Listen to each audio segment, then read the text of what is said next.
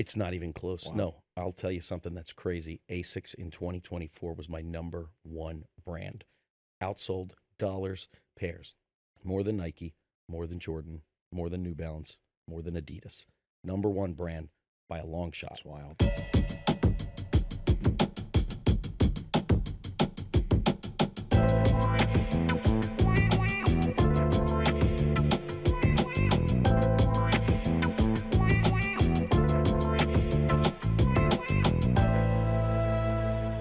What's up, everybody? It's Joe La Puma. You were watching the Complex Sneakers podcast. Hey, we're back. No flip-flopping. You Podcast see bros. the signage behind my two guys. Podcast, we're back. Oh, my goodness. To my right, Mr. Matt Welty. Hey, never left, but we're back again. To my left, Mr. Brendan Dunne. Hi, hello. How we doing? Yeah, very important announcement. Very important to set the tone right away. The powers that be have decided, and us along with them, that this is now once again the Complex Sneakers, drum roll please, wait for it, podcast. Someone fly in some applause. Some genius. So if you've been listening to this show for a long time, you remember in its our earliest show. form, excuse me, to this podcast for a long time. Thank you, Welty, for correcting me that See? we were first introduced as the podcast because it's always been a podcast and there's video and there's audio, and somewhere along the way, some genius decided that we were the Complex Sneakers show, and we fell in line. And that was the way we were for a few years. And now we're back as the Complex Sneakers podcast. Yes, welcome back. Do you feel like there was ever a world where you could create a sneakers variety show? Yeah, for Yeah, sure. Yeah. Didn't you do that? Well, no, we had a What was it called again? Price to Hype, which Oh. was a Price is Right knockoff. Yes. Well, you shouldn't be surprised if I'd leave here quietly someday and then pop up on network television a few Oh, weeks yeah. later with a full hour-long footwear variety show. Straight to bringing Tubi. You're bringing out the shoe dogs and all that sort of stuff. Straight to Tubi. Yeah, the dogs, yeah, Yeah. like literal dogs, yeah. Yeah. It could happen. It could happen. Stranger things have happened. Got a lot of things to get to today. Yes, absolutely. We need to talk about how big ASICS is right now. I feel like this has been bubbling, and we got to address it. Also, this Nike train heist, I'm super invested in. I got the shoes right here. The Bricks by Nigel Sylvester. Undefeated Spiridons, are they really hype, or were people just making it up in their own minds? Got a lot to get to. Also, just an aside, some housekeeping. Make sure if you want some new products, apparel, shoes, vinyl music, complex.com/shop, the Complex Shop. Tons of new products weekly. Make sure you guys check that out. Something strange that I saw happen this past weekend. I saw a pair of Nike Book Ones in the wild. It just doesn't happen that often, and it was of note to me. Somebody on the train was riding them. Also, I texted Ben Nettencom, the designer, busy man at Nike. I feel like he's designing everything at Nike right now. In basketball, he designed the Asia Wilson A1, but I told him, you guys better do a Hooters colorway, a PE of the Devin Book One. That just has to happen. And also RIP. Right. Yes. People are resurfacing the old Devin Booker tweets. So I just think that'd be an easy energy moment. So there you go. Okay. Beaver Team Bean Counters, Brendan Look at Dunne you. helping you out once again. Just giving ideas for collabs right now. Free sauce Okay, on the wings absolutely. at Hooters. A colorway that kind of looks like a buffalo hot wing. Are we going to talk about what's right here? Yeah, we have an early pair call of the Nigel Sylvester Jordan 4s on deck. Speaking of trains, Yeah, there was some train activity wow. with these that we could get to. Oh, jeez. Joe's A doing lot it. of news Unboxing. around these. Yes. is the shoe like strapped in or something? They are strapped in. I think that's how actual bricks come packaged, is what Nigel Sylvester told Complex.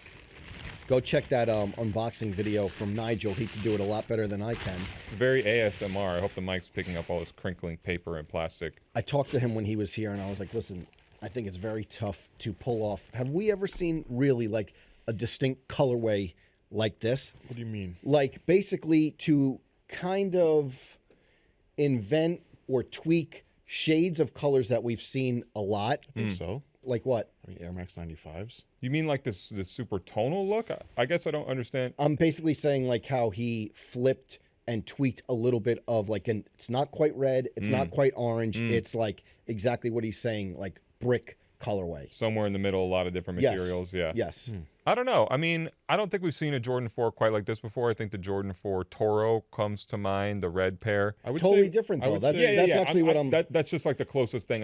Which isn't close to me. The Oklahoma Sooners. Air That's Jordan close. 4 Yeah, PE. That's close. one of those 4 Lab 11s with all the patent red Yeah. on it. I don't really. But that's not close I don't know. to me. That's Maybe off kind the of top of what my I'm head, but saying. that's not really like something I guess that came into mind. No, Like, I'm just trying to find the closest that comparison. Not that I've never seen a shoe that has multiple shades of the same But what I was basically saying is like, yeah, the Toro and the 4 Lab are totally different than this. Yeah.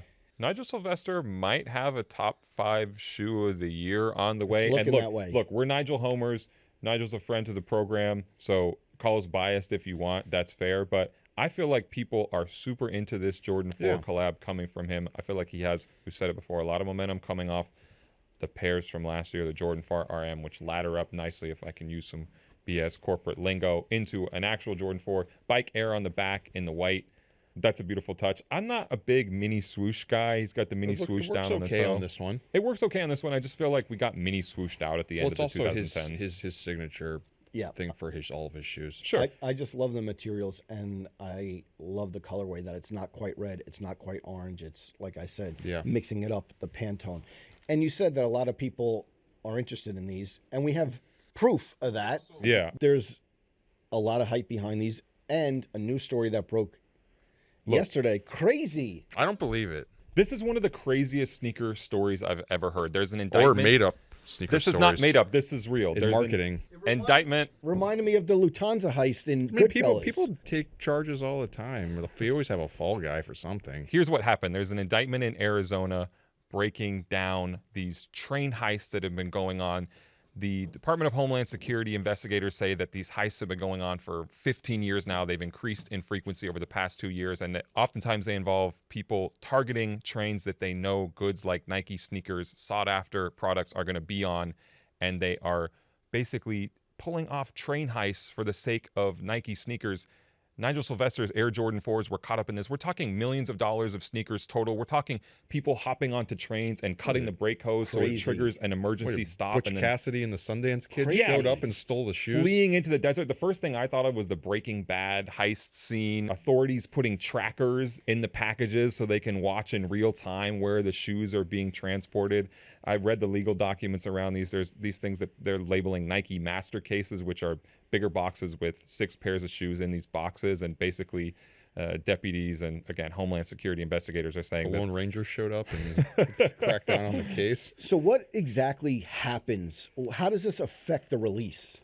Well, I don't know if this is going to affect the release of the Nigel Air Jordan 4 in a material way, because they said that there were 150 master cases of these Nigel Jordan 4s with 6 pairs per case that were recovered or part of this one of these train heists, these high stakes middle of the desert escapades, and that's 900 pairs total. I have to imagine that's a mere fraction of what they made overall production numbers for the Nigel Sylvester Air Jordan 4. So I don't think that there's any world in which there will be a shortage of these.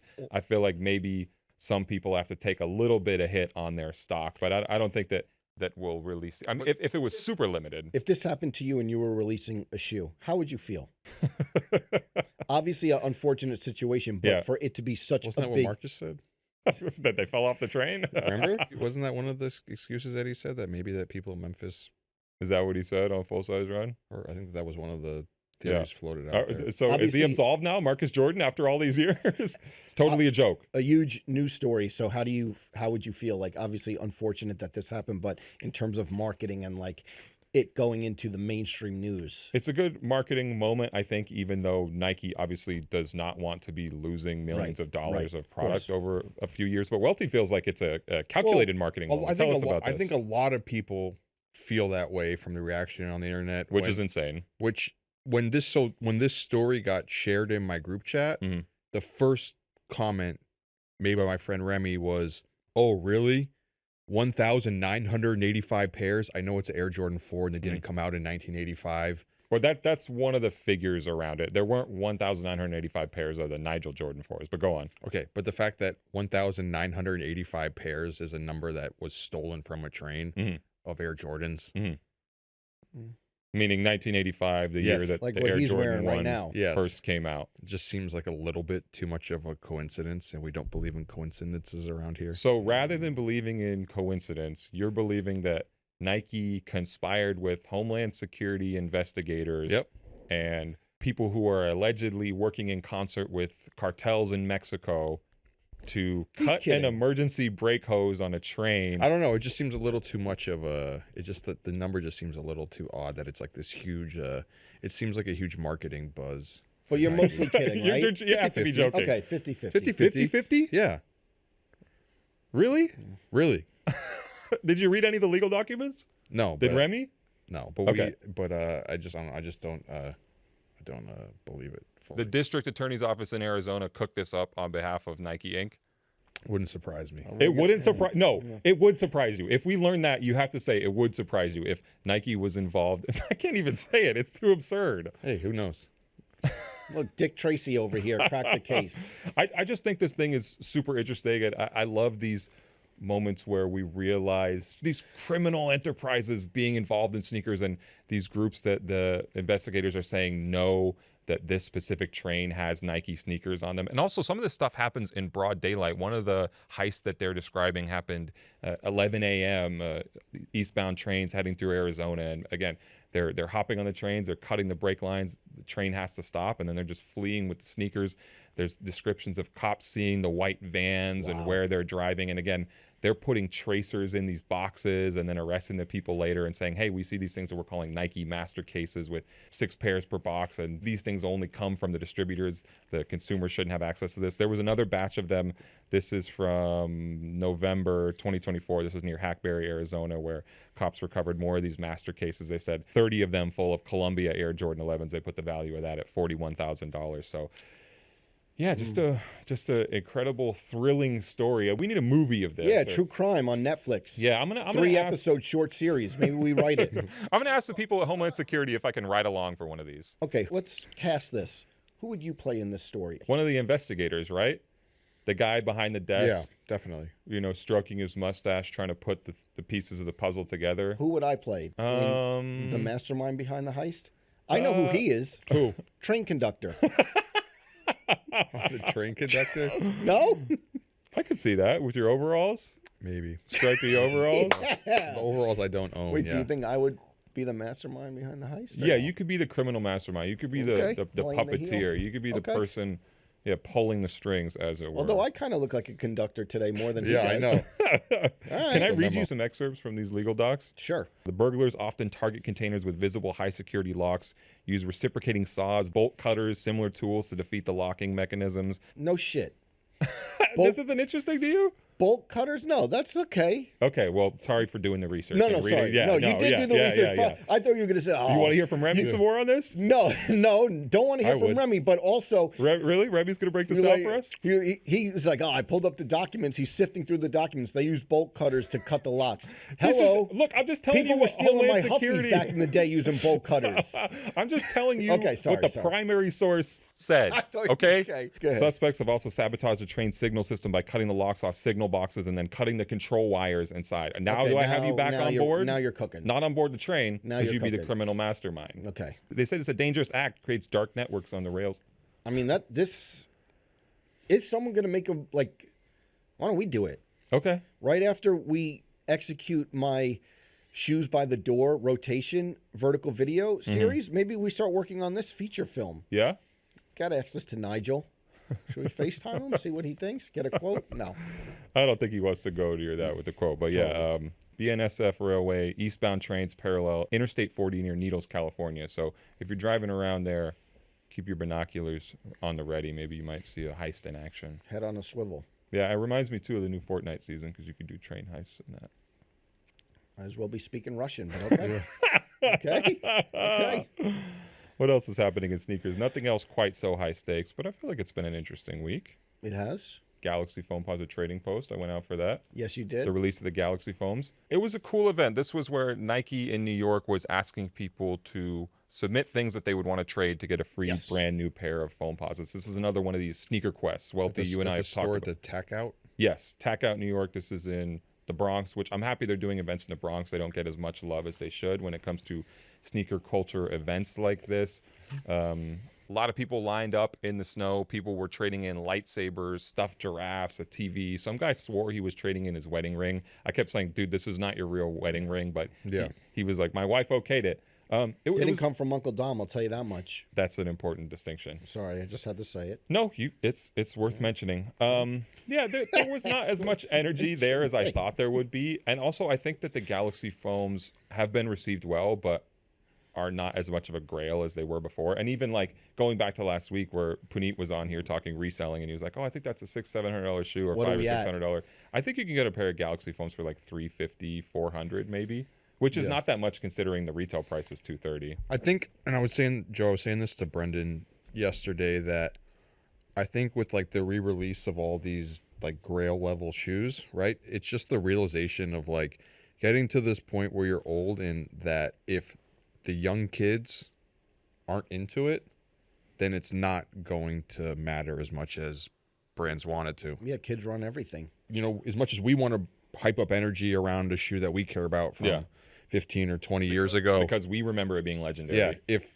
the 17, 18, 19-year-old kids that are like participating probably at a higher clip than people in their late 30s or 40s, you know, in sneaker culture, if they're not chasing after these shoes, then I don't think it's going to drive. Not that, Which is fine. Not that every shoe needs the value driven up, but like we saw at Complex Con, right, where it's like there's a massive line wrapped around for the Travis one lows, because that demo is that's what they go for, you know. And I just feel like Galaxy foams, okay reception, but you know, if not insane. It was a cool event. Mikey Phelps was there hosting. I was glad for him to get that look. I like when people like that are involved. It was a little funny. People lined up and they were told beforehand that they weren't guaranteed that their item they're trading in would grant them a pair of Galaxy foams, and eventually they had to start saying no to people just to make it a little more interesting. And one of the guys lined up had been there for hours, maybe fifth or sixth in line, and I forget what he was trying to trade in for the foams, but they told him no, and as a consolation prize they gave him a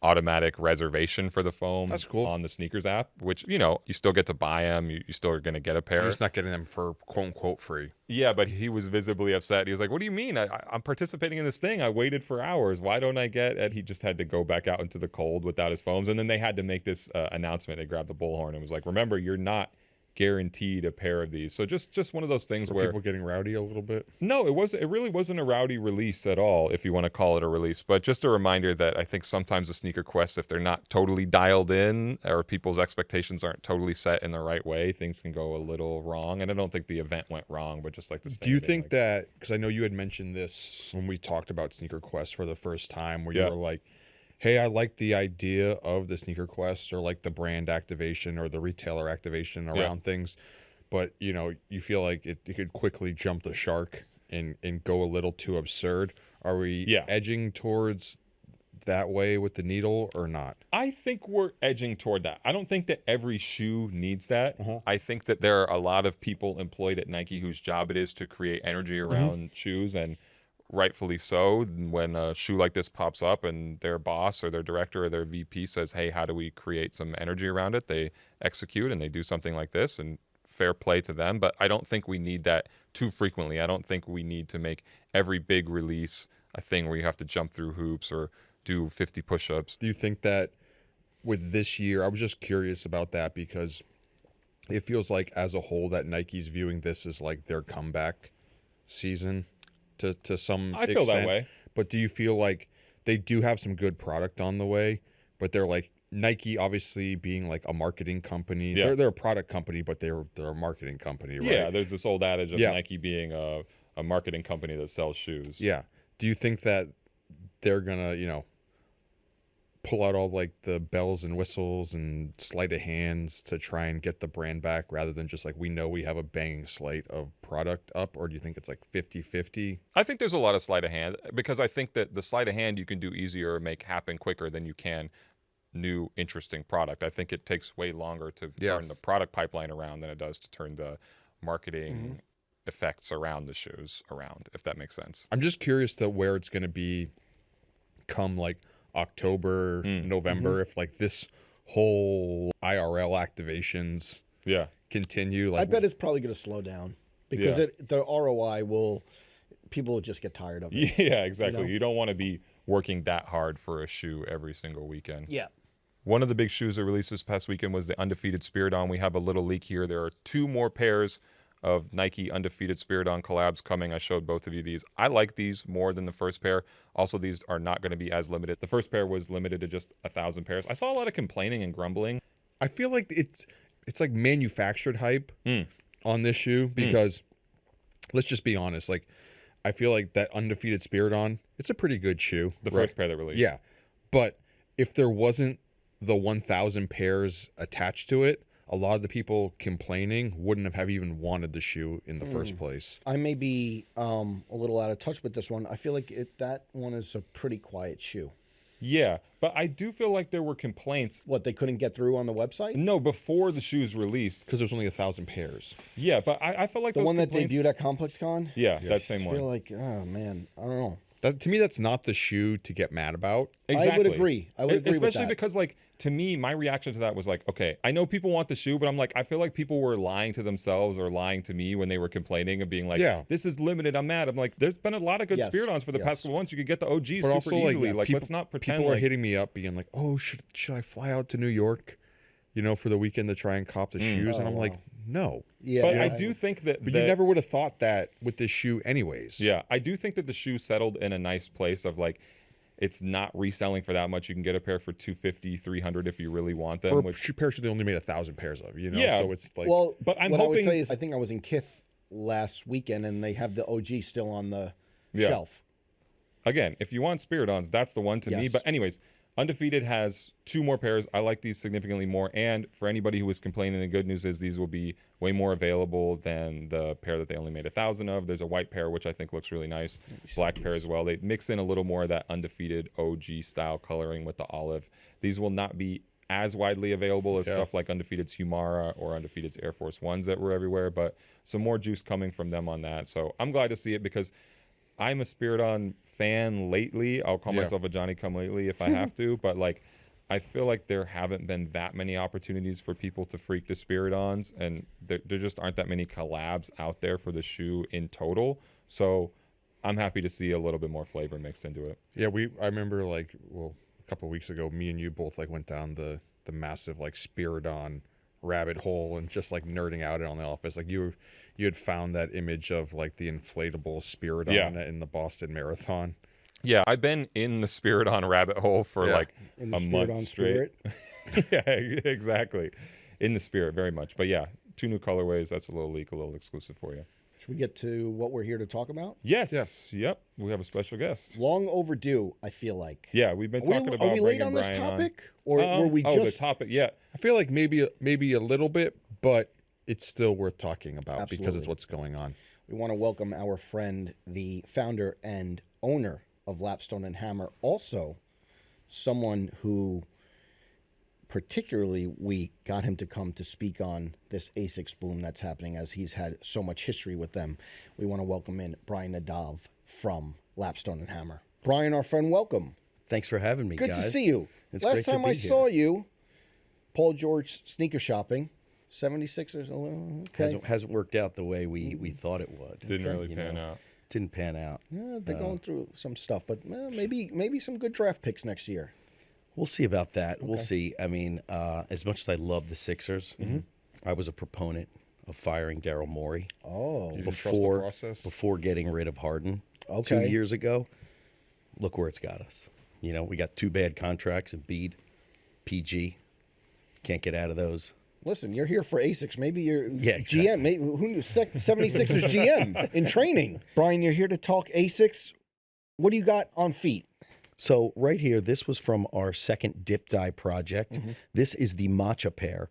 We started that project with the indigo, which we did on Welty's favorite sneaker, the Gel NYC, and the 1130. This is the Kayano 14 pack that we did coffee, matcha, ube, and then we ran back indigo. So this is the matcha pair. Do you know how many dyed Nike socks I still have of yours? Oh, really? Yeah. Amazing. I thought about bringing you a pair, but I have haven't tons. dyed some in years. Okay. So actually, we just got another run of white socks batch coming in. I'm going to run some back for this Appreciate spring, you. summer. Appreciate Gotcha. it. Sometimes I pop out in the summer. You already know the Cavs. I put the tie-dye on. Forget it. Well, that's a Let them know. different Put episode. them on notice. I'm wearing black and red bread 85 Jordan 1s, trying to give these things a wear test, see if all the wild claims some of them made here on the show about how well the shoe is made and how well they're going to hold up really hold up. So they feel a little long on me. Okay. I think they look good. Didn't you look say fine? he looks like Tom Petty or something? Oh no, I think I love the most is that I think if you were to pluck you from the couch right now and put you back in 1985, I feel like you would just fit in as like a guy on the street. The brown work coat. Exactly. With the black and red denim's a little light. Bristled hair. Mustache. Yeah. Grizzly. I'm ready to go Magnum back. PI. Okay. I'll take it back there. Time traveler.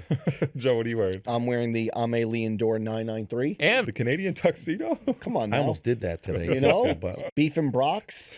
Already know what it is. Winter. Getting warmer in New York City, You had to but run back the cause. Speeders Club. Okay. IG account. Found this, I think, 2005. It's my era. Yeah, this feels it is. like Joe from 2005 when I see this thing on your Shouts to noggin. them. There you go. Welty? Got on the Action Bronson 990 V6. Mm-hmm. Brendan Dunne said these are the Fireball Mario. Yeah, they Yeah. remind me of that look quite a bit, right? When he snapped see it. on the bibs, the overalls. These are nice. There's a funny ASICS story actually that I want to mention because Joe, you did mention that the last time you saw Brian was at his store Lapstone Hammer when you guys shot the Paul George episode.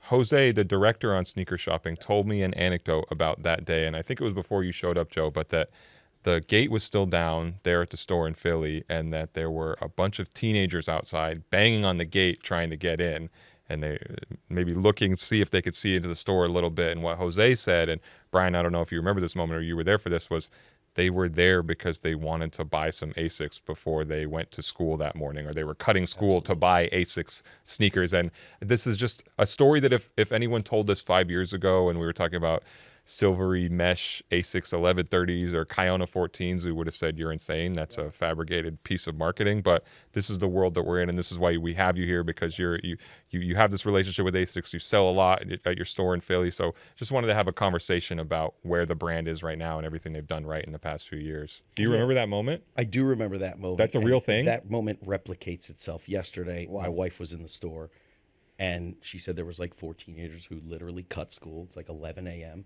when they're there looking for ASICS. It's crazy. You know, They should call them the 11s, not the 1130s. no.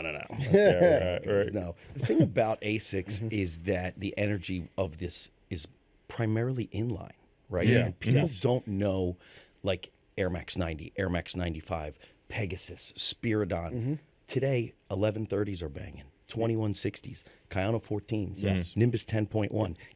The kids you're talking about, they don't know the names of these sneakers. They don't know the model, the style numbers like we do. Yeah. You know, like me personally, remember 315122, that's OG, Air Force One, you know, triple white, low Yes. top. Real number, shoe right? dog. This guy's been in sneakers all his life. Yes. But even like I feel like there are ASICS collabs, but not that people don't like them, but those aren't the ones that are as coveted as much after as just like the GR pairs. Exactly. Like that's not what's really bringing the energy on the street, or to your point, bringing the youth in, right? Like these young kids aren't looking for Cecile Bonson or Kiko collabs, right?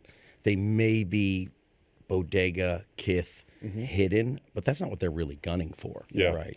Well, I remember like, what was this, 2-3 years ago when not the first ASICS collab, but the first ASICS collab on one of like on a mesh runner. Yeah, it was the highs and lows 1130. It was like the white, black, and brown with like the suede stripe on it. Yep.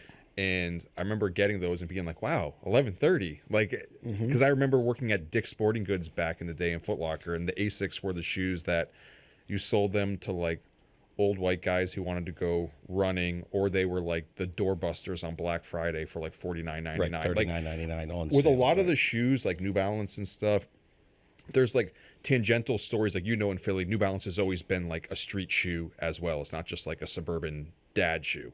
Absolutely. We don't get enough credit in Philly for being like a real New Balance or a runner town. But like the DMV ASICS, gets. there isn't the like, if you knew, you knew back in the day, cool guys wearing ASICS. Like, no cool people were wearing the shoes upon their like first go around. Right. I mean, you have the real resurgence into pop culture and sneaker culture, early 2000s or mid 2000s with Ronnie, what he did at David The Z, Gel Light 3. taking that into Salmon Kith. Toes. Right. So it's the Gel Light 3, the GL5. Those are heritage suede runners, right? We're very far from that in where we are, what we've dubbed as the metallic runner era, right? Big mesh, metallic synthetic overlays. That's really what has dominated. And you guys mentioned something about, are we late to the party? Right. We kind of are. A little right? bit. We're a little bit As a late here top- talking as a about it topic. as a topic now because we've had the most insane 24 to 18 months of this. I was talking to Colin Brickley, one of the big bosses at ASICS, yes. who heads up Shout out sportstyle, Colin. and he said that the moment that they realized internally that it was a thing was summer 2022 when Jown did a Kayano 14. You have Rennell and Ice Studios. You have Kiko, you have the Zach Bia moment with the ASICS and just all these things, and all of a sudden the phone was ringing off the hook, which was interesting, as he put it, because the models had been around for a minute. Like the Kayano 14 was already in the line for a few years. It wasn't this concerted marketing effort where they wanted to make it hot all of a sudden. It was a thing where they had the shoes available, and then it coalesced into this thing. Yeah. I mean, Angelo's Kayano 14. I think Angelo's is one of the best. That's probably the That's best. Me too. That's the best. That was a really early one that Yeah. at the time didn't sell at retail. Yeah. Right? It didn't sell. And now that's one of the most coveted, resell, whatever. Well, I remember you talked 2022, and that's when I remember ASICS had sent me a pair of the Kayano 14s, but like all gray suede upper with just the white midsole. And I remember pulling them out and being like, I don't know. Like I was into the whole dad shoe thing, obviously. That's probably this one that I died. Yeah, but at the time I was just like, it's one step too far into just, I don't know if I'm ready for it yet. Well, like regular dad shoe kind of. We were wearing 990s, but you could, that was the trend. But the Kayano 14 just felt like way too like. It's interesting coming from you, who's like a godfather of dad shoes. Right? Yeah, but that shoe just felt like it felt like It felt too far. Felt too far. Felt like a grandpa, not a dad. Well, I felt like, because you said like we say like New Balance still has like that street edge to it. Like I remember when I went to go see you guys in 2018, and when you had like an event at your store, and I wore a pair of 990 V4s, and at the time I was wearing them in the streets, and all these kids were coming up to me like, dude, those are sick. Because I didn't realize how big of a New Balance town Philly was. Philly is. Yeah. Going back to the 2022 and kind of the energy with the Jound and the Kiko and even like Angelo, do you see that like it happens a lot, or is it more rare that the collabs set it off, but then the inline is what people really want? More so, I feel like that's what's happening here. I think that's so rare. That's what I think. There's only been a few points in sneaker history in my life or footwear history that this has really happened, where inline leads the charge. Which is the goal. That's right? the goal. Yeah. You always want it to trickle down. Goal. You want the big energy moments, and then you want people to care about the inline colorways that they can It's get the same Monday boring through Friday. playbook, right? You lead, you collab, you want to trickle down, you want to incubate energy, all those fun buzzwords that the industry likes to throw around. It's a tired playbook, but it is the playbook. So what happened here was the complete opposite. It was not led by the collaborations and the limited products, that they were creating. In a way, the whole inline was limited. It like self-allocated itself. Retailers, we weren't buying into it, right? Coming at shoes like the Kayano 14. Shoes like the Kayano 14, 1130, all the mesh metallic runners, right? We were dominated by vintage court, AJ1s, Dunks, right? Yeah. So COVID era, the pandemic, that's what was hitting. That's what everybody wanted. That's what everybody wanted. 550s, New Balance. We thought the 550 was dead right before COVID, and COVID with its shipping and all of the challenges that happened kind of extended the life because they were just kind of popping up everywhere and randomly. And I think that's what led to this. There was the element of the chase because you couldn't find these sitting. It was in no big box. Yeah. It was in no ASICS stores, right? ASICS stores were focused on their performance runners, right? In Philly, when we felt this trend and really pick up was 2023, where we saw it kind of hit a mass peak. I would say 23 was the start of the peak. Yeah. And it continued through 24 for us. At the time we had Ubik, Atmos, rest in peace, right? Yes. And they were pretty much buying into all the heritage stuff, the GL5s, the GL3s. They even had those EX89s, which is basically the 550 version of for ASICS. So for me, I just went the complete opposite direction. It was like anything mesh metallic that I can buy and Give get me my as hands much on. as I can get. So we were scouring the B2B. For those of you that don't know, it's like this is the back end of like where we do our ordering. And it felt like the Wild West, because it felt like the 90s when I used to be able to call Nike and give them style numbers and get 500 pairs of an Air Max 95. And just sitting there and give them my retailer code and it would ship because there were almost no restrictions. Sure, there's restrictions on collabs. I couldn't order the Jound. White silver, you can get as many pairs as you want. But yeah, if there was 300 pairs, I was like, take them all. And how quick would you move them? Insane. Really? Insane. We would get them in on a Tuesday and they'd be gone before the weekend. And I'm talking about, like, when I was going for it, I was swinging big. Like, I didn't start small and be like, here's 20 pairs, let me see. It was like 87 pairs of this, take all. 230 pairs of that color, take all. Smoking them. It was to the point that our orders had far exceeded our credit limit, right? So I was in a situation where I was prepaying for goods. So I'd have a $50,000 order. Yeah. Wait, which how many pairs is that? I mean, I'm 50,000? talking thousands of pairs that I'd be ordering at a time. And Did you have the space for it in your store? I have a warehouse, right? Okay. So that's like one thing. Yes, we are small. We are one door. We're a mom and pop family type of business, right? But we do have a warehouse and a separate DC where I take everything in and I'd feed the store 50 pairs a day, 100 pairs a day. I got daily deliveries coming in. And it's to the point that our staff was so overwhelmed because of just the amount of boxes, 40, 50 boxes coming in a day. ASICS nonstop. And we're talking about 12 case boxes. Wow. ASICS doesn't have the 6-pair master case that Nike has. They get the big 12-pair box. Was ASICS surprised that you were just turbo on this? Were your reps calling you, like, I mean, what's going on here? Like, or they're just happy to they sell were like, the pairs? what the hell are you doing? And I'm like, literally, come and see for yourselves. Yeah. I mean, we had representatives from other brands come in, other brands that we won't name, that were shocked They're sweating? at what was happening only in the ASICS section. The rest of the store was a graveyard, a ghost town. Wow. And it was like, I could have put ASICS anywhere. I could have put it in the basement bathroom and it would have been flying out the door. Wait, so this is the same era where, like, the Vomero was popular, right? Exactly. Was the ASICS just blowing out the Vomero as well in the store? Vomeros were blowing out. I mean, Philly, again, is a runner town. In 2019, when the Vomeros first came back, Vomero right, 5, with that lime green colorway, that royal blue color, which they ended The up red one, retroing last year. Yeah. We were selling them in Philly. Like Lapstone, we blew out of them. But nationally, you saw those for $59.99 in outlets everywhere because the rest of the country wasn't selling those mesh runners. Do you think the Vomero did a lot for this ASICS boom, or not necessarily? I think it did because we had Vomeros Okay. prior to, like, the metallic mesh, but not all the Vomeros were metallics. Right. So, like, it feels like adjacent to it, or like it's adjacent. It's the same era of tech running, right? Yeah, Early 2000s, 2000s. Like that white yeah. silver Vomero, I feels like kind of same consumer as, like, the 1130. Well, not really. The Vomero is $160 to $175.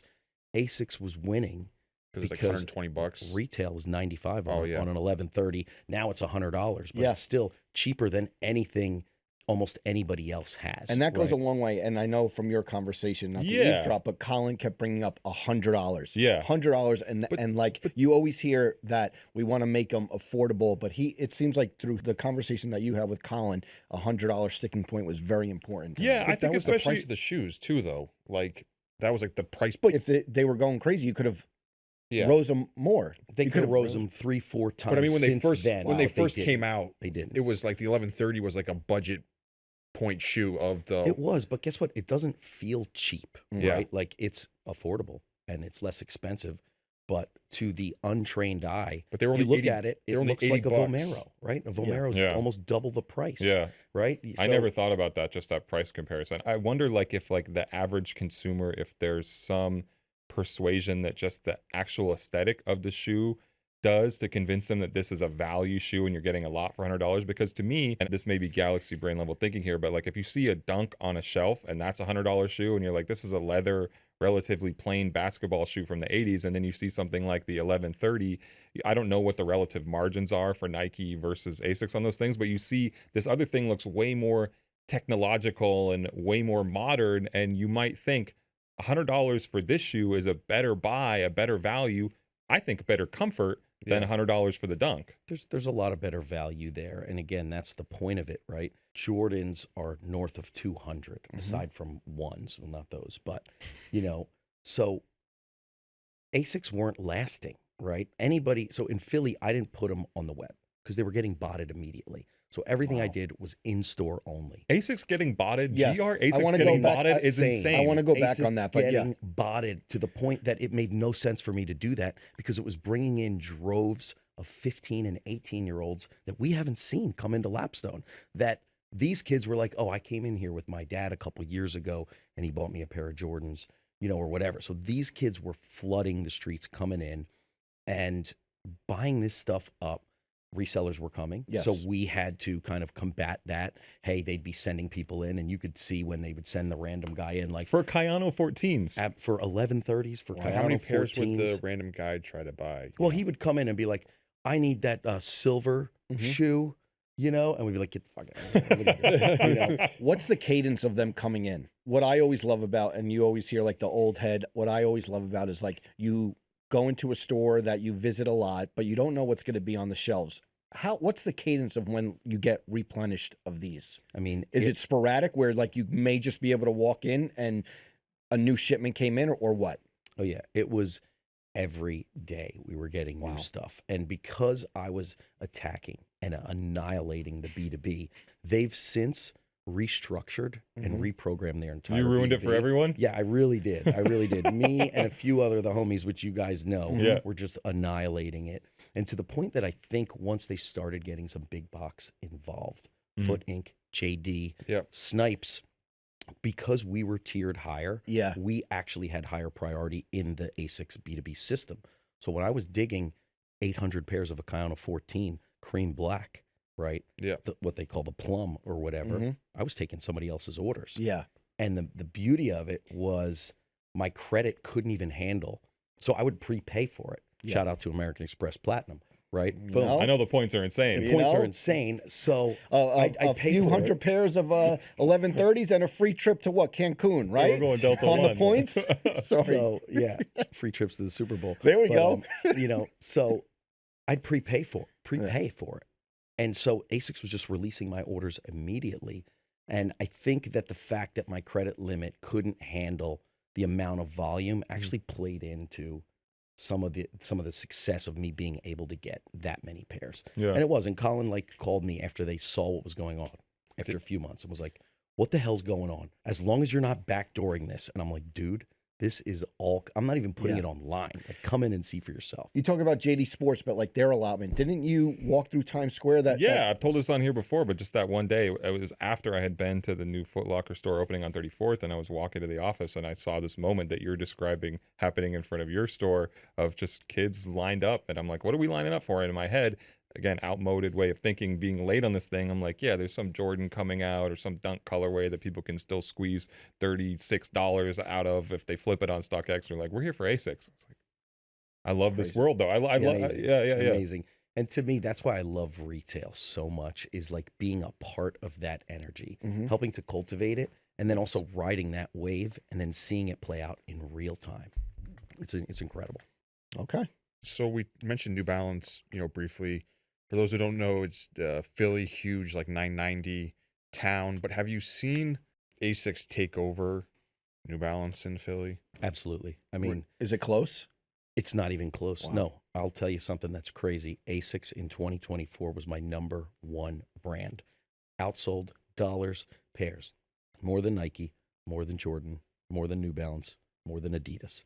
#1 brand by a long shot. That's wild. Now, if you combine Nike and Jordan together, which technically they are one company, they together are more than ASICS. But ASICS alone against Nike or ASICS versus Jordan, by a long shot. And do you think it's one customer? Like, because this is the interesting thing to me, is thinking about which person moved over to start wearing ASICS. I've felt, and I've said this on here before, that a lot of the young people who I used to see getting off the train where I live, kids who used to be wearing Jordan 12s are now wearing ASICS 1130s or maybe a Kayano 14.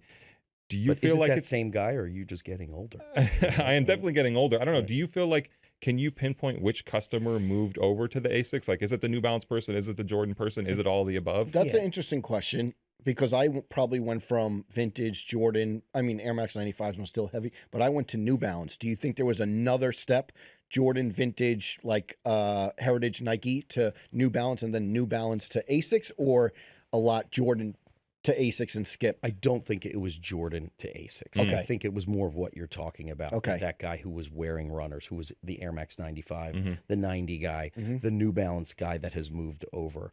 But we're also talking about older consumers. Yeah. Every time you mention that guy, Yeah. that's like us Mhm. above Right. 35, Mhm. right? Right. So really the ASICS consumer hit in that 12 to 18 year range, hard, with kids that had never come in. And a lot of these kids, this was their first time actually buying their own sneakers, was buying ASICS. Wow. So they're going to have that core memory of like, That's crazy. I remember That is when I got crazy. the $100 pair of GR 1130s. They don't even know it's called an 1130, by the way, but it's just ASICS.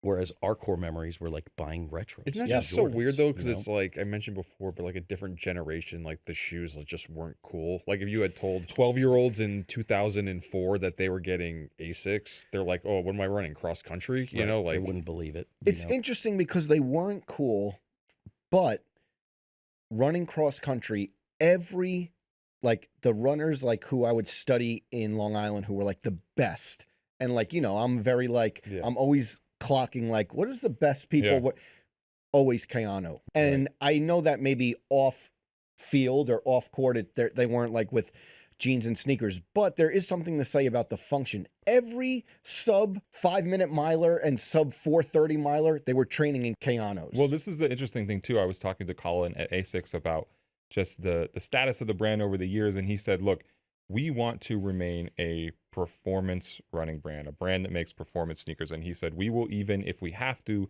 limit the growth of our lifestyle business in order to preserve this idea of being performance first. And part of me wonders if that's in a way in response to what's happened to Nike over the past few years, where it seems like they become a retro company rather than an innovation company. But he said that ASICS really focuses on still winning in specialty running, and like that's where they're going to spend their resources and their energy. So even though they may not have been cool, it's like they're always aiming at this very specific thing of like what he called the most fickle consumer, which is the specialty running consumer. And he's like, look, if we can win these people over, these people who don't care at all about marketing, like we're sneaker people, we celebrate marketing, we like the vintage ads, and we're marketed to all the time. But he's like, if we can win specialty running, then sneaker people should be relatively easy. And also like the sneaker people aren't getting any marketing from ASICS. He described it as just reflective of their Japanese approach, where like you think about a Spiridon. We were talking about Spiridon earlier. Spiridon comes back from Nike. How many people in Beaverton are tasked with making the shoe hot and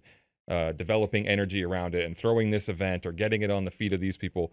The team that ASICS has to do these things is just a fraction of the size and budget of whatever Nike's going to pour into bringing small, X shoe back. And they're connected, right? Which gives them this little edge that because they are so small and so nimble, and there's not teams on teams worrying about that. It was even to the point of them recently just dropping 6 new Kayano 14s on the first of the month. And I'm like, guys, you got to spread this out a little bit. Like not in terms of to try to preserve the hype or anything, but let's treat it a little bit differently than just, but again, they're programmed to not think like that. Right.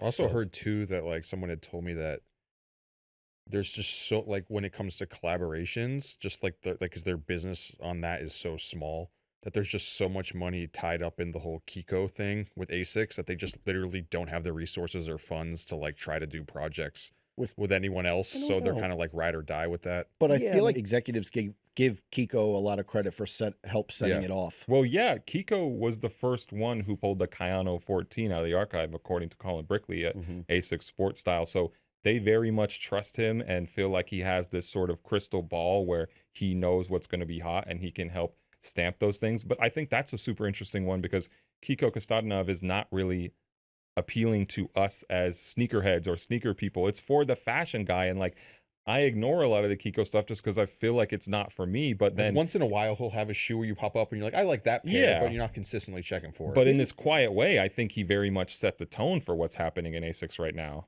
I think he did, to your point of bringing out those certain models and putting them into the line so that their teams could then continue to develop what they've developed. But that core 15-year-old kid doesn't know about Kiko. For sure. Doesn't care. For sure. They might see at all. They might see the Kiko shoe on the shelf at a store and just be like, I like those. Because his colorways are wild, right? They're unexpected. They're not typical sneaker colorways, right? And material choices. So the kid's going to gravitate to something like that and then go for the silver, I know that you're a big sports guy. How do you feel where Stefan Diggs kind of fit into this ASICS boom? I mean, I think it's awesome. I think it's great. Stefan, it's interesting because ASICS doesn't make football or American football cleats or, so they've also brought Devontae Smith in from the Eagles, right? So we're working on something with him. It was actually supposed to shoot today. We heard about that. We kind of pushed it back. So Yeah, it's happening appreciate it. next week with Devontae. And Devontae is cool because he's a guy who just doesn't go with Nikes of the world, likes these smaller stuff. We did a thing with Devontae with N State a few years ago. So he's always looking for cool, interesting opportunities. But I think that Stefan, who is a fashion guy, like I think, you know, I don't think Devontae is. He's a little bit quieter. He's a little bit more understated where, you know, what he did with that Friends and Fam pair, I think was amazing. And then we had talked to Mosh about it, done a story where he had like made the custom ASICS cleats for Stefan. That was like the 2160, the white, blue, and silver. And he had said something along the lines of like, because ASICS doesn't make performance cleats, that they're actually not allowed to wear ASICS branded stuff within the game because they don't have a license through the NFL. Right, so they can put it on pregame and Then they have to warm up switch on the field and then switch it out. It's an interesting hack, and also I think it's wise of ASICS to not be like, oh, we have a football player, let's figure out some way to spin up a football business. And it's like they're not doing proper athlete deals with these people, as I understand it, as a Nike would, but it's almost more like a collab with Stefan Diggs, but it allows them this energy in NFL. And I think it's less forced, right? Yeah. Football isn't authentic to ASICS, and I think that's where At all, right? That's where they've won in this market, is because everything that they have and that they're putting out now is authentic. They have that heritage. They have it in the vault, and they're deep in the vault. It's not like other brands right now trying to spin off their own versions of metallic big mesh runners, right? That I think the consumer sees right through and is like, that's not aligned with your DNA. Yeah. You know, so I think ASICS has been wise too to limit the distribution on these things. Colin told me that the quickest way they can mess this thing up is to just open the floodgates and really squeeze as much as they can. But he told me that for ASICS Sportstyle, for the kind of shoes that you're talking about in your account, that they haven't opened any new accounts on this stuff in 2 years. And 2 years is the exact timeline we're talking about when the stuff is heating up. Everybody wants it. All of a sudden, teenagers are into these mesh Y2K runners. But they're saying, look, we're going to reward the people who have been with us for a long time, who have been selling ASICS for a long time, who have believed in this product for a long time. We're not just going to give the shoes to everyone all of a sudden. And they're keeping it tight. And you guys, I think, sent a question to me. How can ASICS sustain this growth? It's not about sustaining growth. They've grown 1,000,000% over the last 2 years in our market, in this like sports style market, which maybe is a drop in the bucket compared to their overall performance. I think 10% of the overall That's business. what he's saying? Yeah. Okay, so it's not about sustaining that growth. It's just about sustaining the energy. And I think what they have is that they're not going to oversaturate. You know, they're going to keep things really tight. They are showing a lot of restraint, which I think is really commendable, that other brands would have just print 1 million of these. Let's Your go. gut is to You know? flood. I feel like they flood. did that the first go around when you talk about like Gel Light 3, Gel Light 5. Like there'd be like a year where there'd be like 20, 30 collaborations on those silhouettes. And then there would be like 70, you know, not, I mean, that's just a made up number, but like, you know, it felt like 50, 60 inline colorways of the shoe. And it's just like you went around sneaker blogs and you're like, oh, enough. It just like hit a point where people are like, enough. It's oversaturation, which is going to kill it. And I think, you know, that's what really led the way for them to kind of have the success that they have. It's oversaturation of everything that these other brands were doing. And so it starts with somebody looking for something new, right? ASICS, this felt really new here in the US. You know, maybe in Europe and in Asia, they've been wearing these types of big mesh runners for a minute. This was very new for the US consumer. It's interesting you say that, because I felt like this Y2K big mesh synthetic runner thing was not distinctly European in the way that previous waves of ASICS interest from a lifestyle perspective did feel so European to me. When I think about the shoes Welty just mentioned, ASICS Gel Light 3 that was so big in the 2010s. Of course, Ronnie Feig stamped it in the US and made it hot in the US, but it felt like something that came over from Europe along with pinroll jeans and things like that. And when Pata had the first collaboration, exactly, and then Soulbox, exactly, and then it gets to Ronnie. But when I was thinking about these, this felt more Homegrown. American to me, or at least less European. But then talking to people at ASICS, they were like, no, Europe was on this one first as well. And France in particular, they love this type of shoe. And in the banlieue, in the suburbs of Paris, that people have long been into this exact style, and that it did come from there in a way. And of course, Kiko being a Bulgarian designer, there's something very Euro about it that I didn't even see. Right. And I think people make a lot of connection to ASICS being a Japanese brand. So there's always that influence from the East, right? And how it's popping over there and things haven't really trickled here. But there is a very American thing to the way this bubbled up over the last 2 years, for sure. It's funny that you said a lot of kids are buying their first ASICS with their own money. It's the first sneaker they're buying with their own money. I texted Ronnie about a quote, just kind of like summarize if he could quickly. And his quote was, I think there's a big group of people who don't think or know that the Kayano 14, 2160, 1130 are retro shoes. I think that those shoes were all very much ahead of their time. And with people thinking that those are new silhouettes, that aesthetic of comfort and tech has really taken the front seat for what people are wanting and expecting out of athletics today. Exactly what we're talking about. Yeah.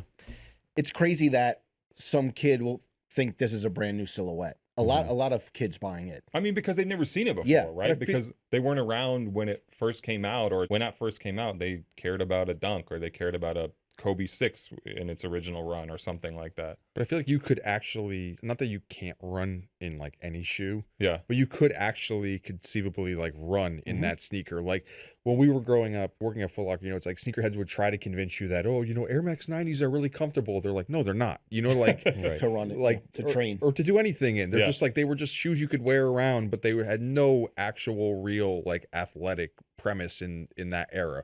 But this, if you wanted to, you could actually put these on and go to the gym. You could put a couple miles in them. Yeah, could like I feel good. Yeah, I mean, this is more like a modern shoe to some degree, but 990 V6. Yeah, I do feel like you do see people not doing hardcore workouts, but people wearing.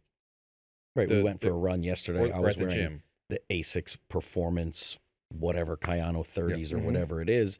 My wife had a Kayano 14 on. Yeah. She's a beast, so we did 1.5 miles, 2 miles, so Yeah. she was fine. But I think there's a thing about this whole comfort thing. Yeah. Everybody's, it's comfort, and on running and Hoka, and it's a bunch of BS. No, kids aren't wearing this because it's comfortable. Okay.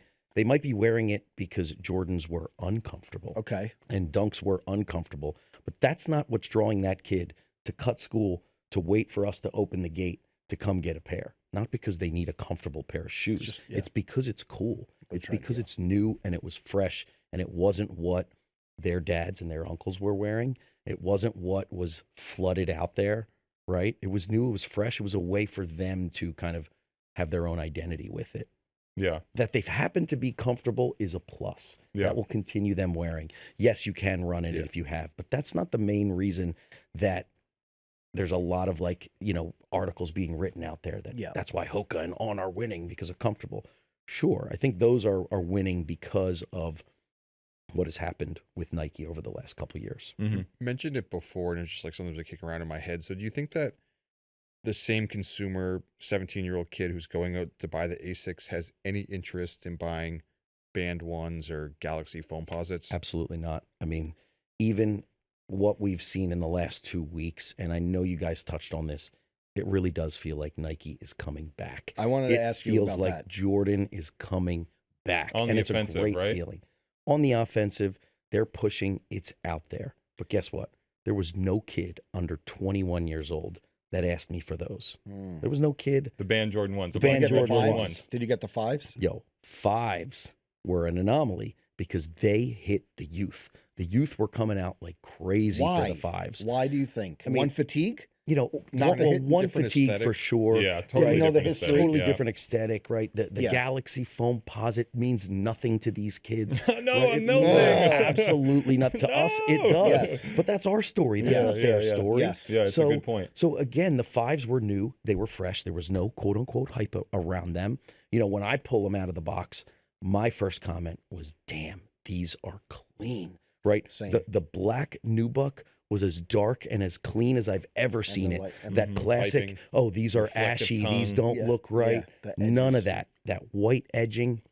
Immediately, my first OG thought was, oh man, they didn't do the embroidered Nike Air on the heel. But then I was felt like, the same way. but then I looked at it again and I was like, but this looks clean. Like it looks clean and it looks modern. So that was their take on it, and they gravitated towards it. I don't know if the grapes are going to hit the same way. I don't know if 5s are going to continue to hit the way that metallic 5 did. But guess what? That's the only Jordan that has hit with the youth that we've seen in 24 Black months. metallic 5s. unbelievable. So- I mean, look, I'm not going to say the only one, Yeah. but that's the most recent one that really hit. I'm just curious because we had mentioned it, the other week, and like, how does this not turn into the Adidas NMD boom? Well, by one, they're not printing millions of them and putting them out, right? To your point, to Colin's point, they're holding a lot of restraint. They're keeping the hottest stuff, and they're tearing off Kayano 14s, are staying in this boutique, right? You're probably going to see some Kayano 14s jump off in the foot in JD, but it's certain carryover colorways. So they're holding restraint. So again, we had 24 months of history, and I'm like, Kayano 14, Kayano 14. Yes. So for 2025, I booked Kayano 14s through the roof to the point that they were like, yo, you got to chill a little. You're not trying to slow down yet. But what's interesting in what I'm seeing now over the last 2 months, 1130s are actually outselling Kayano 14s. We're getting back to price point. Yeah. $100 versus $150. Those are $250. Most Jordans are north of $200. Yeah. So it's a price to value thing. And to the untrained eye, to the kid who doesn't know the history and the heritage, an 1130 is a Kayano 14. It's big mesh. It's metallic. Do you think that because they all, to the untrained eye, like you said, look kind of similar, it benefits them as well? Oh, like kids are not going in for, I want the Kayano 14. It's like, oh, I want the mesh ASICS. I think it did benefit them greatly and benefited us, who I could buy a 1090 or I could buy a 2160 or 1130 over the last 2 years, and it didn't matter because it was all the same look. I think that that's going to hurt moving forward and sustaining energy and needing to get away from the same old playbook, because you could fall into the dunk trap or the Air Jordan 1 trap where you're like, let's just keep making and making without evolving it and without actually taking it somewhere new. I do also think one of the groups that would benefit greatly from that is the big box retailers who don't have the tier distribution, where they're getting a lot of the super volume shoes of an 1130, where the kid who wants the cool ASICS maybe has an image of the Kayano 14 in their mind, but doesn't necessarily sees it on the wall and know that's it. how to discern, and they go in and they see an 1130. So that was my line of thinking as a buyer, as a store owner. I'm like, 1130s are going to be flooded in big box. Yeah. I need to play only in Kayano 14. But here it is again. A good shoe is a good shoe, and it doesn't matter on the colorway or distro. And I think a lot of the times we as retailers and sneaker head consumers get a little caught up. Oh, where's this going? How limited is this? Is this going to be everywhere? And at the end of the day, a good shoe is a good shoe. A good colorway is going to hit and smoke no matter where it is. Do you see ASICS like stepping outside of the lane of these three models? Because I know like Ronnie had tried, you did like the Kayano 12.1, but you don't really see like the Kayano 12, as a shoe. Do you see them like moving outside of these three core models? I mean, I think the 12.1 is basically, again, to the untrained eye, it's a Kayano 14. Yeah. Right? There's subtle differences. The midsole, the tooling is a little bit different. But again, it's big mesh, it's metallic overlays. It's a similar Y2K runner shape. So, that's the billion-dollar question, right? Where do they go and where do they continue to move? And where does the industry evolve, right? I think that's the big question. And right? with like New Balance, it's like, oh, we're gonna like be like next year's gonna be the 990 V3, and then we're gonna move to this shoe, we're gonna move to that shoe, but you don't really see ASICS being like, we're gonna bring back the Kayano 16 next year, or the 2140 next year, I think next for them is the VizTech thing, ASICS Kinetic, things like that still do look quite modern and techy, but are separate in their eyes and hopefully in the consumer's eyes for them as well from the vintage tech. The Kinetic's such a like expensive shoe though, because it's like that one. It was like that one in the Kinsey. They were like $180 sneakers. Right. Well, the Quantum Kinetic is like $250. Yeah. So what they're bringing out now and what we're going to be a part of rolling out over the next couple weeks is the Gel Kinetic Fluent, which is just the gel pod in the back, in the heel pod, as opposed to throughout the entire midsole. So it's $180. That's like the cheaper takedown version of the full Quantum Kinetic. So I think that's a good push. But, again, 9 months ago, you're like, yes, that's going to smoke. It's big mesh. It's metallic. It's got some VizTech, like you said. We were seeing some energy bubbling around shocks, and those are coming back. And there's kind of a similarity between the way those look. That New Balance Absorb 2000 shoe that has like the full length gel. That's full length gel all the way across. So that's in the vein. I mean, I think I'm really waiting also for this next era of like, when are Air Max 360s and 2009s coming back. Yeah, And that, you yeah. know, like, is that Similar next? language, right? Is it like 2010s? Yeah. Right. Yeah. And that I'm whole just thing. happy that we're wearing shoes from the 21st century, and I'm happy that that demarcation point of what retro is has finally been pushed up. I've talked about this a lot, but like the fact that and maybe this sounds ironic because I'm wearing the oldest shoe out of all of us, a 1985 Jordan 1 retro on my feet, but just that like finally the stuff on our feet looks a little more modern, a little more All that contemporary. like 90s Air Max stuff just feels like so outdated at this point, you know? It feels really outdated, and it'll come back. It Yeah. all does. Mhm. I don't know when. Yeah. Right. I mean, I think this year is the 30th anniversary of the 95. I'm ready for it, Right. but I don't know Of course. how we many are. more yes. people. We are. Yeah. I don't know if Yeah. if that young 18-year-old kid is really ready for it. Yeah. Also, those shoes, like, there's so much myth making that's been Yeah. done around them already, and we think of them as classics. If you're a sneakerhead, quote unquote, and you've been studying this thing for at least a few years, you know Air Max 90 is a classic, Air Max 95 is a classic, Air Max 97 is a classic, and you could probably quote who designed each of those. But all this ASICS stuff, there's not that much history or aura or baggage attached to them, and it feels like they're winning more just off the aesthetic, right? Yeah. Rather than some involved storytelling about who designed it when and which household object they were inspired by. Yeah, and kids don't care about that today. Yeah. They really don't. We tried You know, to we make them really care. tried. One thing that just like popped into my mind when we were talking about like the origins of this ASICS trend, I remember someone sent me a video like right when ASICS was like, you said 2022. Someone Yeah, had sent summer me 22. Someone had sent me a video of this guy from Australia, and it was like that like TN crowd where Yeah. it was like if you wear those shoes, you're viewed as like dangerous by Yeah, society. essays, yeah. Yeah.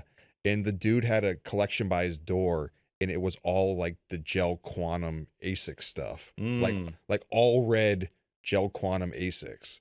And it was just interesting that I didn't know that like there was already a collector Yeah. for that outside of like what the current trend was, but it was like street and cool, like Yeah. but, like across the globe. Yeah, I think there's more pockets of that than we realize. How about Mhm. models? I wanted to ask you. I talked to some people at Foot Locker about how the ASICS sports style stuff is doing for them. They said Q3 2024 sales of brands including ASICS were up strong double digits. They said performance running, ASICS is one of their fastest growing brands, Q3 2024. And they mentioned stuff like the Gel NYC and GT 2160. Yeah. Are those models doing well for you as well, or is that more a big box No, thing? they definitely are. I think that as we've continued to grow our buys with them, Yeah. I've sort of backed off a little bit of the NYC, but the Yeah. NYC had a great run. I hate And that shoe. That was actually the first one that I died. I hate The that Indigo sneaker. died. Why do you hate the shoe? Yeah, why do you hate it? I love it. How could you hate Because the to shoe? me it's the opposite of what you said everything that this shoe is, where these shoes were actual performance shoes from another era that still feel futuristic, and there's a whole design ethos and purpose behind the reason why that shoe was designed that way. The Gel NYC is just a sneaker that was made to look like that shoe without Yeah, but having not It's really. a facsimile, you're saying. yeah, but it could be. I mean, the sole is the Gel Cumulus sole. But I right? mean, like And then the they whole created the a different overall upper. design, it was made as like a retro Right. shoe. You know, It's a sportswear shoe rather than a true performance shoe. Yeah. It's a retro, is what you're saying. Exactly. And I liken that to the New Balance 9060. but I right? hate that shoe too. Right. So you hate it He's because it's consistent. chunky. Yeah. Right, he is consistent in his choices. It's chunkier, right? Yeah. It's got a lot of overlays. But something about both of those shoes just feel off to me because they weren't actually designed for a purpose. It was designed just for that chunky And I can dad shoe see aesthetic. looking at it Right. that like something doesn't flow correctly in it. And maybe if they had to design the shoe for someone to run in, it just wouldn't look that way. It is one Right. of those ones when you go on StockX and you start to type in ASICS and just see what auto completes. It's like ASICS 1130, ASICS Gel NYC. The Gel NYC is definitely up there. And it's actually still hitting here in New York, right? I mean, it's the namesake. How much is for a retailer and an owner of a store of dream to have a black metallic 5 move and have what's going on with ASICS move at the same time? And we talked about if Nike comes back, how much that like synergy of both things moving is the dream for a retailer Well, right now. absolutely, because then like you have all brands kind of hitting on all cylinders.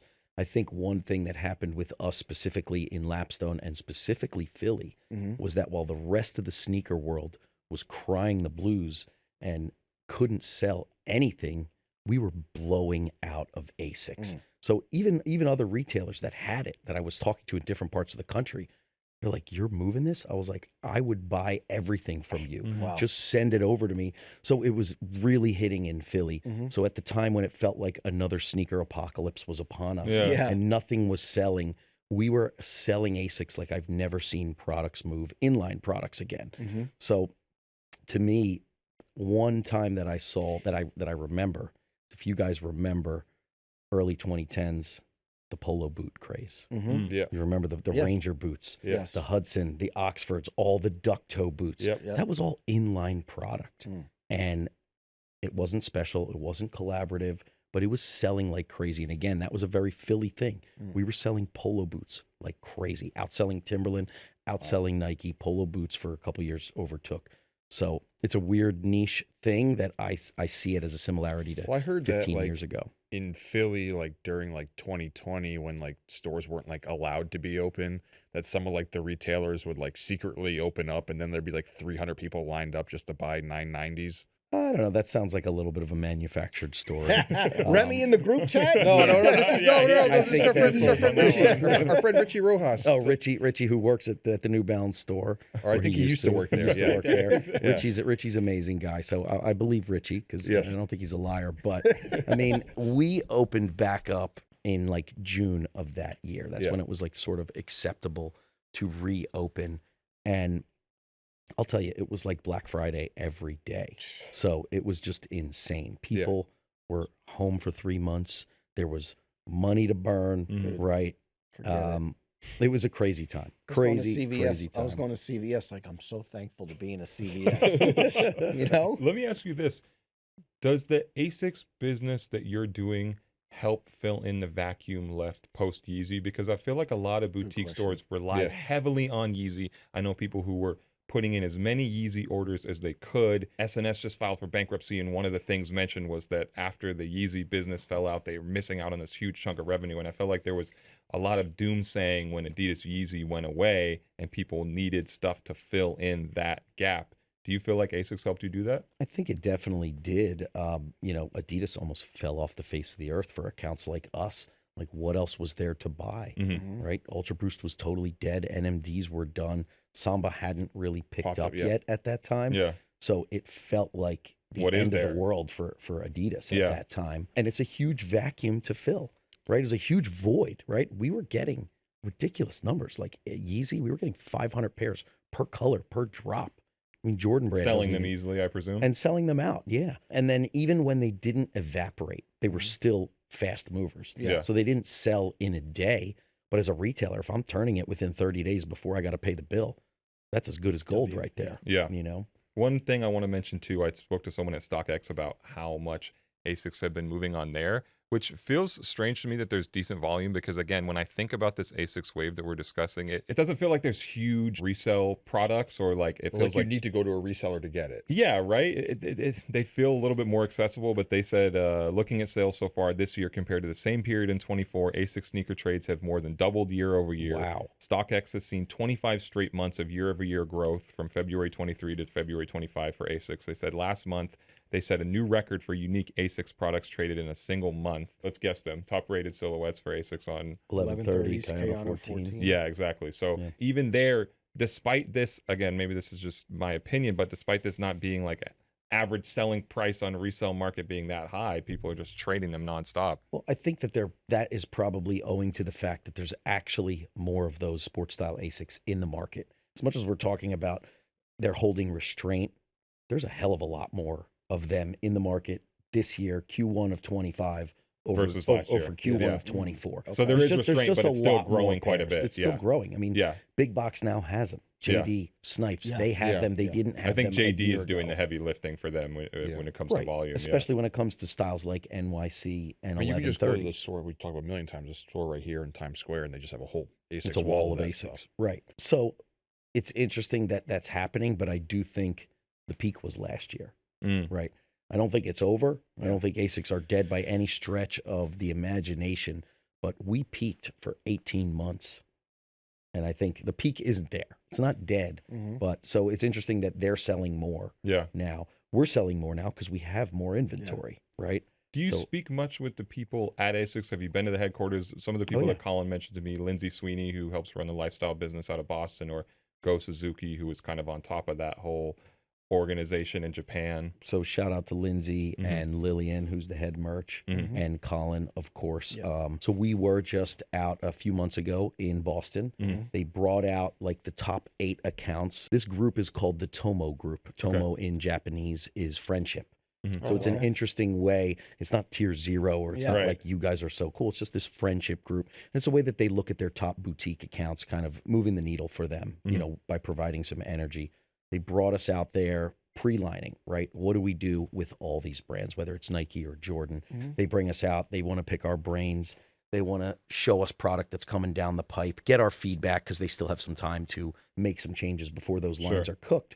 So typical summit, great way to get people together. But what they did, which was really interesting, was we created a Tomo shoe collaboratively together with all 8 accounts. So it was concepts, bodega, social status, feature, politics, us, somewhere, No kid. extra butter. So maybe I'm not allowed to talk about it. Maybe I am. But they split us up into groups. We all came up with a collective concept together.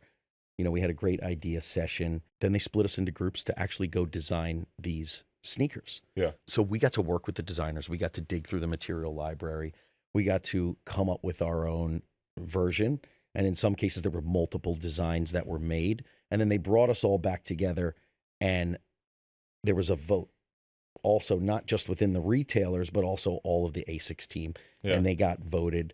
So I won't say whose design your won, shoe but won? Ours won. Yeah, well, it wasn't just ours. There were multiple other Okay. retailers involved. Yeah. But so that shoe's going to come out this late summer, early fall. Nice. And I think it's just a really cool thing. And it's a testament to the ASICS team of like allowing a little bit of freedom Yeah. and creativity and Colin gave experimentation. a lot of credit to Lindsay Sweeney for who runs the global sports style product Absolutely. engine. And she really just was like, you know, go ahead, have fun with it and Go be ahead, creative. no pun intended. Yeah. Go Yeah. Suzuki, the other guy. There you go. Yeah. He's good. There He's you good. go. You put in a word for us because the complex IP is banned on ASICS.com for some reason. Oh, our IP Really? address, we can't get it. Is we it? can't get in. So every time we like try to do a story on ASICS and I just try to find like an image and it leads me to ASICS.com, it's like you click it and it's like access denied. And you have Wow. to go What's to- up with that? What did we do wrong? Don't talk to me. That's above my pay grade. I'll send you assets if you need them. Appreciate that, Brian. Listen, Brian, this was great. Yeah. Even though we haven't touched this topic in detail, we thought you were the Yeah. perfect person to speak on this. And We were right. yes, we were right. Awesome, you were man. cooking. I So- love these retail stories. Yes. I love knowing what's going on in the stock room like this, Yeah. and really the thinking that goes into the strategizing from the shoes coming off the containers to making their way to the stores to making their way to the streets. Well, I appreciate you guys having me on. I mean, I live it, I breathe it. It's been my entire life. It's a passion. And so to see something like ASICS take off and to be a part of it, help create some of that energy, cultivate it, it's just the best part about being in retail. Yeah. Make sure if you're in Philly, you know where to go. Lapstone and Hammer. Visit Reading Terminal right after, right? Right around the corner. That's right. That's Yep. right. Nice tourist trap. What should I do at Reading Terminal? Well, there's like everything. There's like a million You did different Dinnick's food pork- spots. roast pork I do sandwich. Ishkabibbles. Ishkabibbles, South Street. Shout out Clark Kent. Yes. Rest Rest in in peace. peace. What's your Yes. go-to order at Wawa? I don't know. Okay. A hogie. A hoagie. Yeah, I Classic get the Feels Italian. way more I get the passionate about Italian. ASICS sports Yes. style than it does Wawa. Wawa sandwiches. Exactly. Exactly. They got cheap gas though. All right, everyone. This has been the Complex Sneakers Podcast. We hope you enjoyed this discussion. Please like, subscribe, comment. We will see you next week.